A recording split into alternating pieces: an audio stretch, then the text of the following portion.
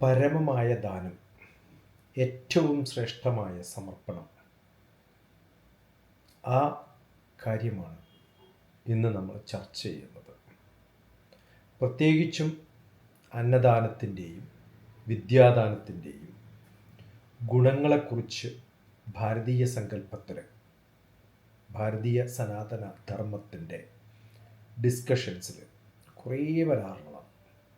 അന്നദാനം, മറ്റുള്ളവർക്ക് ആഹാരം നൽകുക എന്നത് പരോപകാരത്തിൻ്റെ ഉത്തമ രൂപമായി ഏത് കാലത്തും ദാരിദ്ര്യത്തിൽ, ബുദ്ധിമുട്ടിൽ, വിഷമത്തിൽ, ഭക്ഷണമില്ലാത്തവരിൽ, അല്ലാതെ റിച്ചായിട്ടുള്ളവർക്ക് കൊടുക്കുന്നതല്ല.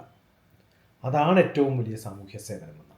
ഭക്ഷണമുള്ളവർക്ക്, വീട്ടിൽ ഭക്ഷണം കഴിക്കാൻ സാധിക്കുന്നവർക്ക് ഭക്ഷണം കൊടുക്കുന്ന അന്നദാനമല്ല.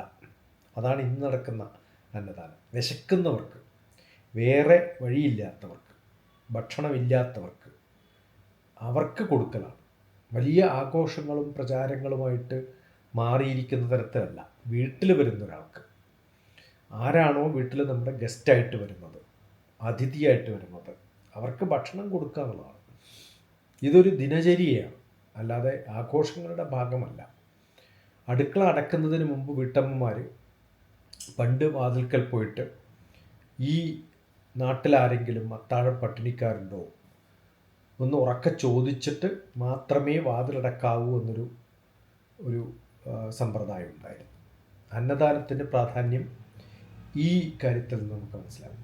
1000 കുതിരകളോ 1000 ആനകളോ സ്വർണ്ണാഭരണങ്ങളോ ഭൂമിയോ ദാനം ചെയ്യുന്നതിനേക്കാൾ ഉപകാരപ്രദമാണ്, മെച്ചപ്പെട്ടതാണ് വിശക്കുന്നവന് അന്നദാനം കൊടുക്കുന്നതാണ്.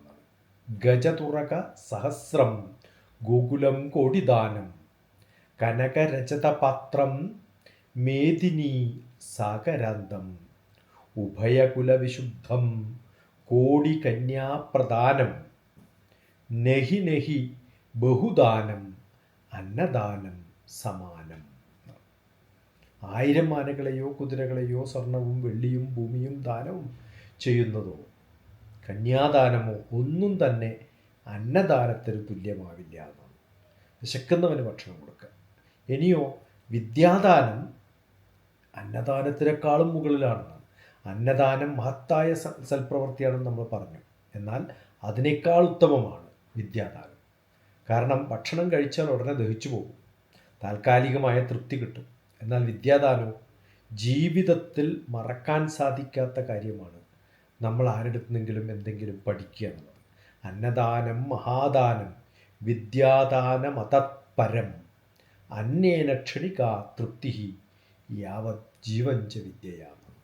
ഒരാൾക്ക് നമുക്ക് ഭക്ഷണം കൊടുക്കുമ്പോൾ അയാൾക്ക് ആ നേരത്തേക്ക് മാത്രം വിശപ്പടക്കാൻ പറ്റുള്ളൂ.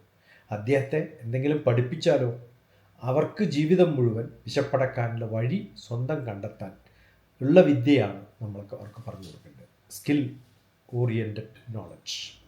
ധ്യാനത്തിലൂടെ മനസ്സിനെയും ശ്ലോകത്തിലൂടെയോ സാഹിത്യത്തിലൂടെയോ വാക്കിനെയും നിസ്വാർത്ഥമായ സേവനത്തിലൂടെ ശരീരത്തെയും ശുദ്ധീകരിക്കാൻ സാധിക്കുന്ന വലിയ ആഘോഷങ്ങൾ അടിസ്ഥാനമാക്കിയുള്ള കുറേ വിദ്യകളും ആഘോഷങ്ങളൊക്കെ ഉള്ളതുപോലെ വിജയദശമിയും വിദ്യാ സരസ്വതിയുടെ, ദേവിയുടെ ആഘോഷമായി സമർപ്പിക്കുന്ന ഒരു പാരമ്പര്യം, നമ്മുടെ കുടുംബാംഗങ്ങൾ ഒന്നിച്ചിരുന്ന് അറിവുകൾ സംസാരിക്കുന്ന സത്സംഗുകൾ, ഇതൊക്കെ ആചാരം വെറും യാന്ത്രികമായിട്ട് ചെയ്യാനുള്ളതല്ല.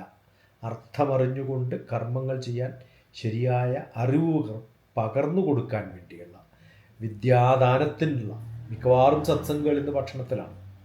അതല്ല വേണ്ടത്. അറിവ് നേടാനും സംസാരിക്കാനും ഒക്കെ ഉള്ള ഒരു ആചാരത്തിൻ്റെ ഭാഗമായി സത്സംഗുകൾ മാറണം.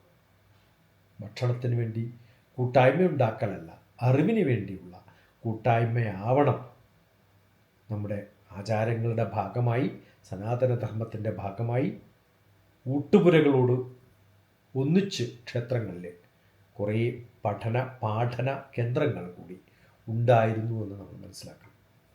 നന്ദി, നമസ്കാരം.